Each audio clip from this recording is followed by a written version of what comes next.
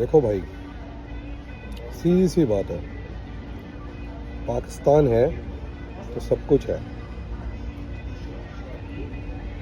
आपको सिर्फ ये देखना है कि आप जिस भी क़यादत को फॉलो कर रहे हैं वो पाकिस्तान से मुखलिस है कि नहीं है।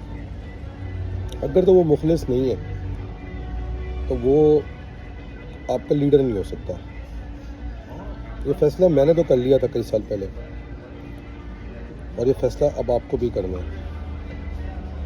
इस मुल्क के लिए मेरे आपके बाप दादा ने बहुत कुर्बानी दी, इसलिए नहीं कि हम किसी के बहकावे में आके पाकिस्तान को तोड़ने की साजिश या कमज़ोर करने की साजिश में जुड़ गए।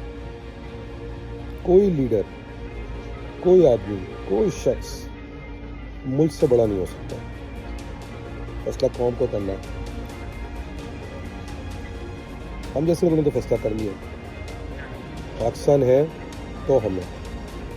हाँ, मैं मुहाजिर हूँ, मगर मेरे लिए मेरा मुल्क पहले इम्पोर्टेंट है।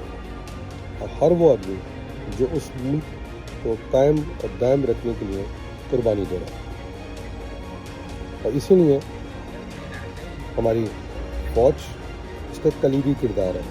आपको अच्छा लगे ना लगे, तो ऐसा तो हो नहीं सकता कि पाकिस्तान को कायम दायम रखें और फ़ौज को कमज़ोर करें।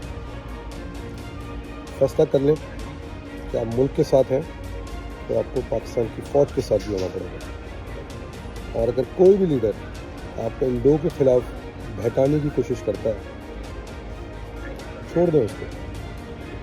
और अगर नहीं छोड़ सकते चुप करके बैठ जाए, मगर खुदा के वास्ते मुल्क के दुश्मनों के हाथों उसे कमज़ोर ना होने दें। मुल्क के दुश्मनों को पता है कि अगर पाक फ़ौज को टारगेट करेंगे तो मुल्क की इकाई ख़राब होगी, और तो ही वो पाकिस्तान को तोड़ सकते हैं। और इसीलिए पाकिस्तान के जितने भी दुश्मन हैं वो फ़ौज पे, आपकी ज़बान पे, आपकी आइडेंटिटी पे हमला करते हैं। इन चीज़ों को प्रोटेक्ट करना है। याद रखें, अगर ये तीनों चीज़ें नहीं हैं तो मुल्क को खुदा न खास्ता, अल्लाह ना करे, नुकसान पहुंच सकता है दुश्मनों की वजह से, और आप उनके हाथों में खेलेंगे। तो किसी भी लीडर को, किसी भी जमात को इस चीज़ की इजाज़त ना दें। और अगर आपको लगता है कि आपकी जमात जिसके अंदर आप हैं वो इस तरफ सोच रही है, तो वही करें जो कई साल पहले हमने किया MKM के अंदर। तो उस लीडर को निकाल के बाहर कर दिया। बाकी आप लोग समझ जाए। पाकिस्तान जिंदाबाद, पाकिस्तान आर्मी जिंदाबाद, जय मां।